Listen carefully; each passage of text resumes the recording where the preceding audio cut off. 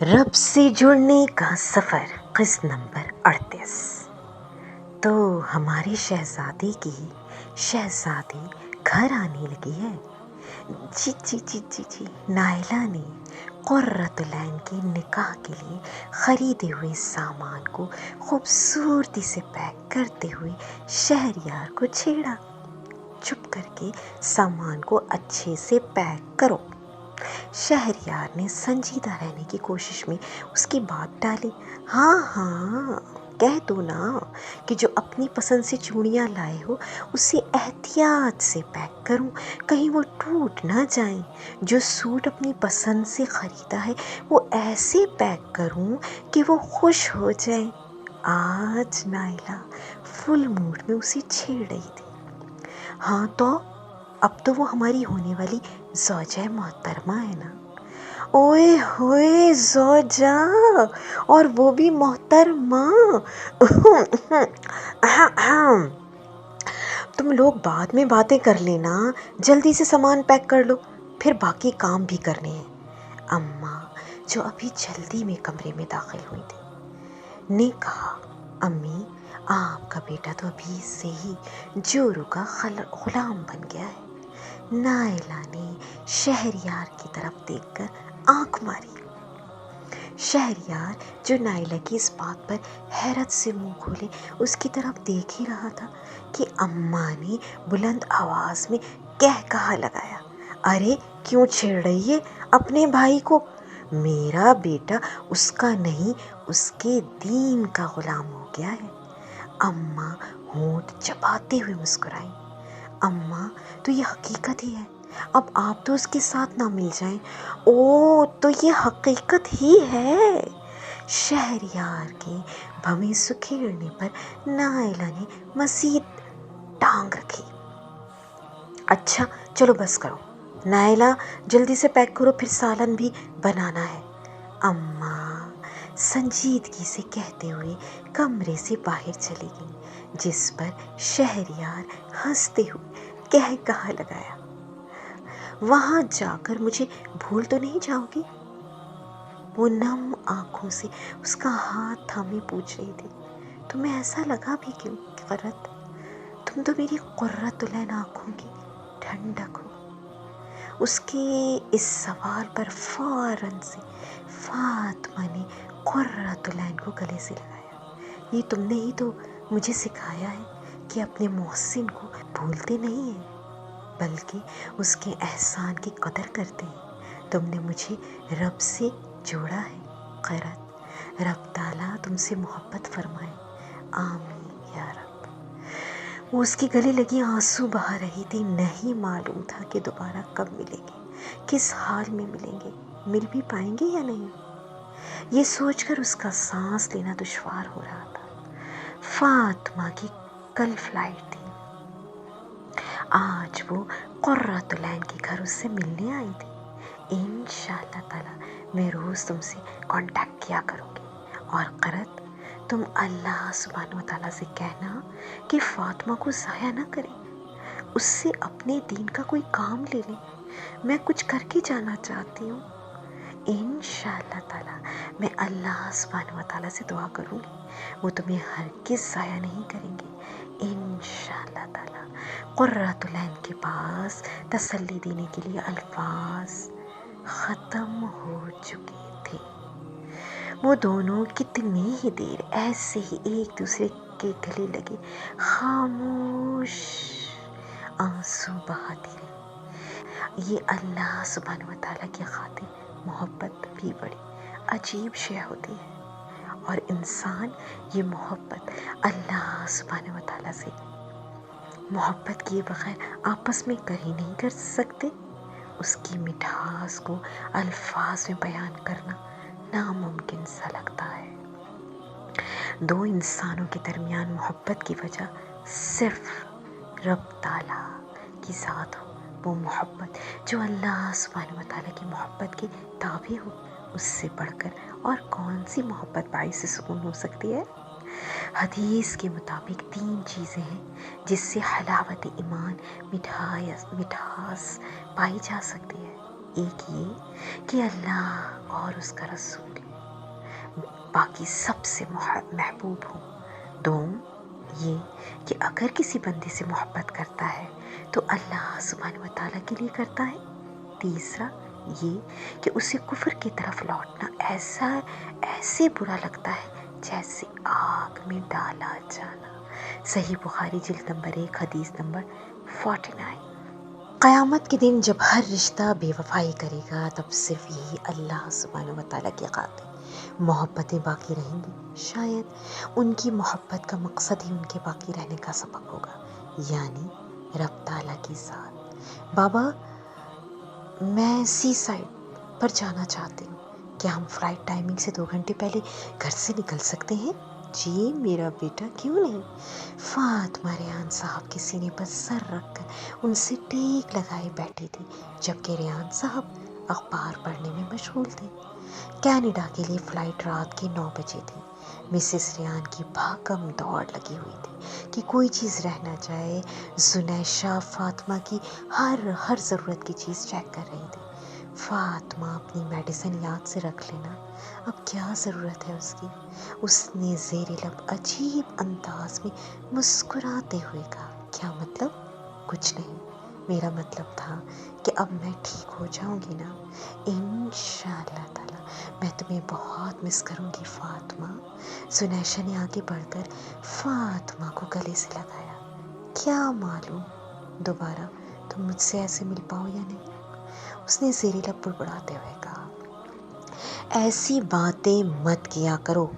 اللہ سبحانہ تعالیٰ سے محبت کرنے والی پیاری لڑکی ایسی مایوس کن باتیں کرتی اچھی نہیں لگتی۔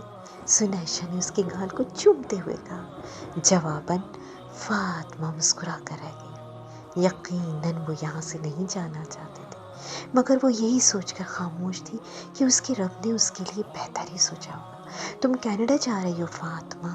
ضروری تو نہیں کہ اتنا زیادہ خود کو کور کیا جائے، جیسا دیس ویسی ڈریسنگ ہونی چاہیے۔ یہ گلوز وغیرہ اتار دو۔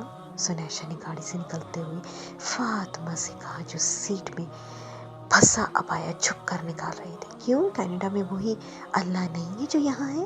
اس نے مسکرا کر آسمان کی طرف دیکھتے ہوئے کہا، نہیں، میرا مطلب یہ نہیں تھا۔ زنیشہ کو اپنے کہے پر پشیمانی ہوئی۔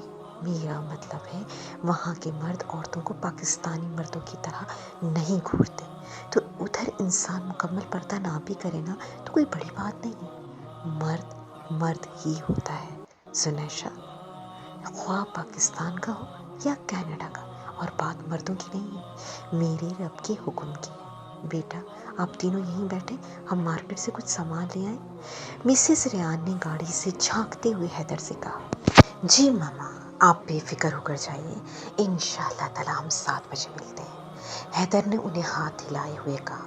شام کو 5:30 بجے ریحان صاحب نے زنیشہ، فاطمہ اور حیدر کو سی سائڈ پر چھوڑ دیا تھا۔ وہ دونوں سمندر کے کنارے پڑے بینچ پر جا کر بیٹھ گئے، جبکہ حیدر اپنی فون کالز پہ مصروف ان کے پیچھے ہی ارد گرد چکر لگا رہا تھا۔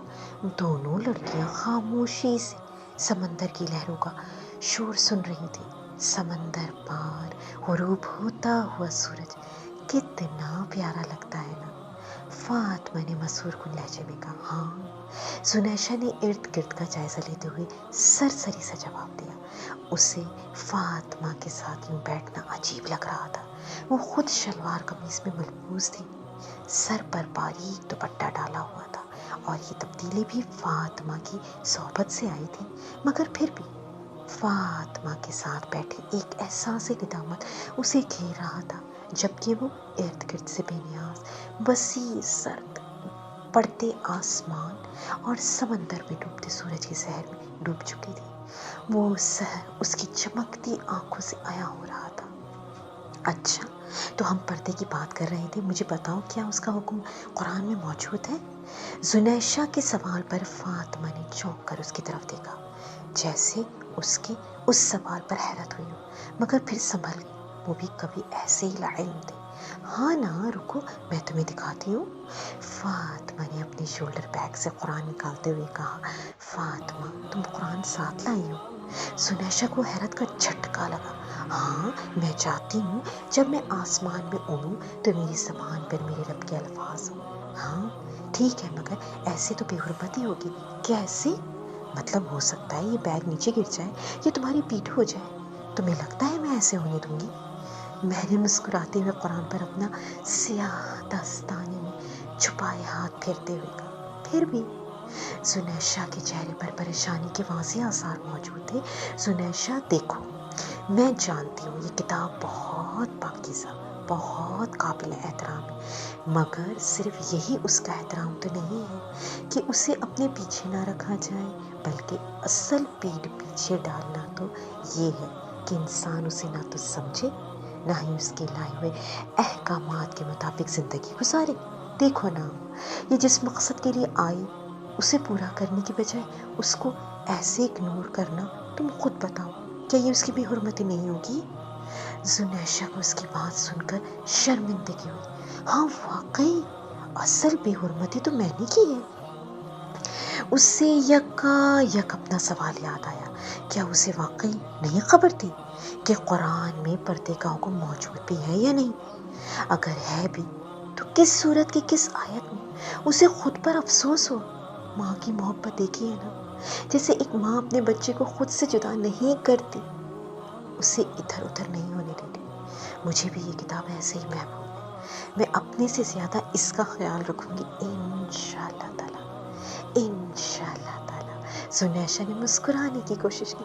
یہ دیکھو سورۃ الاحزاب میں اللہ سبحانہ وتعالیٰ فرماتے ہیں، اے نبی اپنی بیویوں سے اور اپنی بیٹیوں سے اور مسلمان کی عورتوں سے کہہ دو کہ وہ اپنے اوپر اپنی چادریں لٹکا لیا کریں، اس سے بہت جلد ان کی پہچان ہو جایا کرے گی، پھر نہ ستائی جائیں گی، اور اللہ سبحانہ وتعالیٰ بخشنے والا مہربان ہے۔ سورۃ الاحزاب آیت نمبر 59۔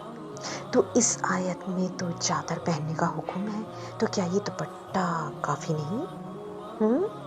جی لیکن چونکہ قرآن عربی میں نازل ہوا، اس لیے ہمیں الفاظ کو عربی ڈکشنری کے ساتھ ساتھ اس آیت پر صحابیات کا عمل بھی دیکھنا ہوگا کہ وہ کیسی چادر اڑا کرتی تھی۔ ہاں مجھے بھی بتاؤ نا۔ اس نے دلچسپی ظاہر کرتے ہوئے کہا، ہاں میں بتاتی ہوں۔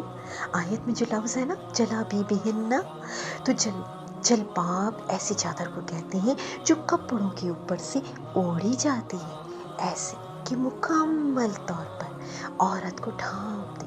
اب ہر علاقے کے مختلف انداز ہوتے ہیں، البتہ آج کل کا عبایا جلباب کی جدید شکل ہے، مگر وہ بھی بالکل سادہ، ڈھیلا ڈھالا اور سائز اور ساتر ہونا چاہیے سائز میں۔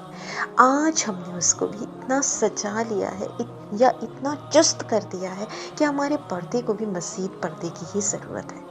اس ناول کا اگلا پارٹ انشاءاللہ تعالی جلد ہی اپلوڈ کر دیا جائے گا۔ اگر کسی نے ہمارا چینل سبسکرائب نہیں کیا تو جلدی سے سبسکرائب کریں اور شیئر بھی کریں۔